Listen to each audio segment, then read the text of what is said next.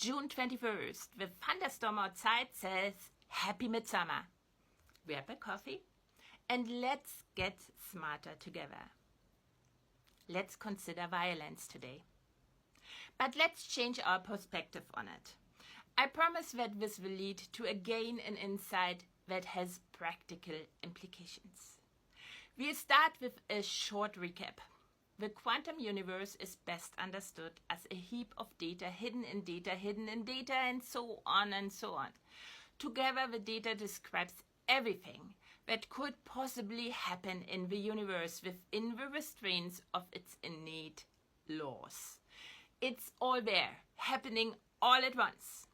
Every organism, from a single cell upwards, is a minuscule pattern somewhere inside this quantum universe, looking out and trying to process the data around it. Every pattern's goal is the creation of a complete and true model of a universe. Yes, that's your goal. The amount of available data massively exceeds the capabilities of any organism, including that of humans. So humans, like every other organism, go about the job incrementally, processing a few data to generate a first crude model that they then continuously update as they pick up more data and process it. The apposition of snapshot after snapshot creates an illusion, that of time lapsing between changes of different models of a world. There's a maximum speed with which a single organism, including a single human, can process data.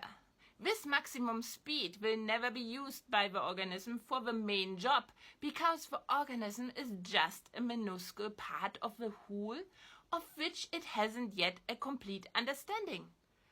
The organism, we, don't know yet the levers we can pull, or the tools we really got in our toolbox. What mind-blowing things are actually possible. It means that we have all these needs, because the needs never end, for which quick and efficient ways exist in the physical universe to satisfy them at the moments they occur.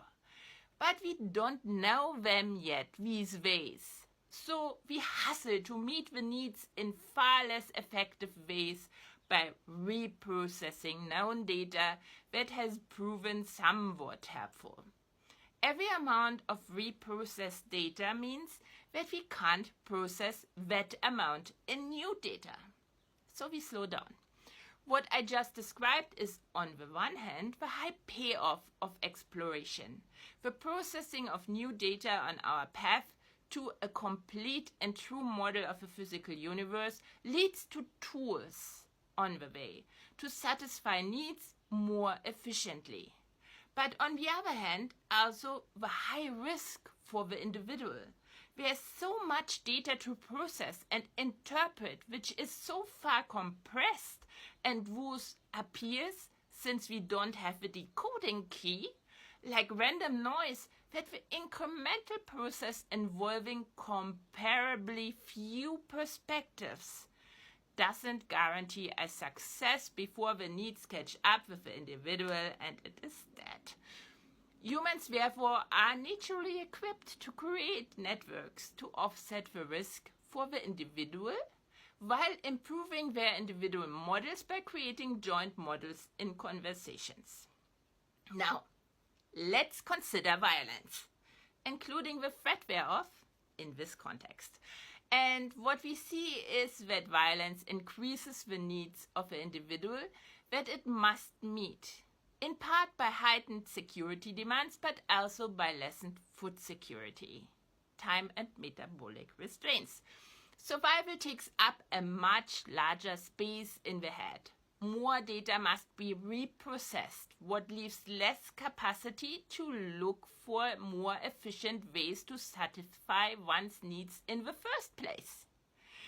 There's also a negative impact on human and other networks, such that we haven't yet tapped for cooperation for a lack of understanding, but which will secure that at one point when we understand them and can tap into them, that there will be enough processing capacity reached between all the cooperating networks to realize the main project of generating a complete and true model of a physical universe. So, when violence adds restraints and makes exploration thus even more risky for the individual, but the more efficient tools to counteract these restraints and meet the demands can only be found via exploration, the reaction to violence and the threat thereof can't be exploiting knowledge more, especially when that creates more violence of the threat or the threat of thereof. That only heightens the negative impact of the violence in the first place. And while I have no time to go into it now, I want to point out that a state today defines itself mainly by the monopole on violence or the threat thereof that it has. That's sovereignty. The reaction to violence can only be adding more and more unique perspectives and their processing power.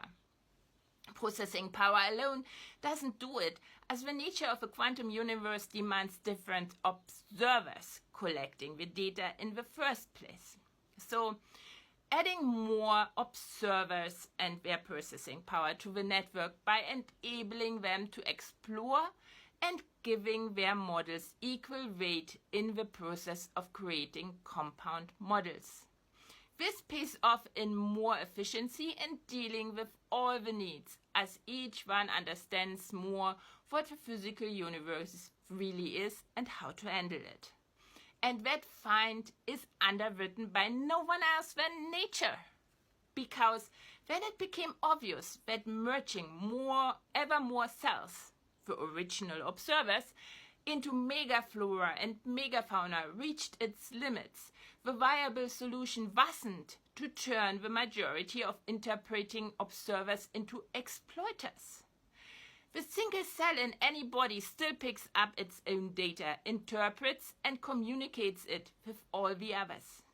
The viable solution was to find new ways that enable competent individual observers, themselves already collective intelligences, to become equal parts of networks that don't submit to one will. To counteract violence, become a competent observer in a network. Share, as you never know what the piece of information might be that the other is lacking from a discovery of a new tool. Explore, also known as think. Make a habit out of thinking. Let's turn thinking into the norm again, in a network. Like, comment, share, and follow, lest you miss a single opportunity to improve yourself and society. And once you do, we'll meet again at the coffee pot.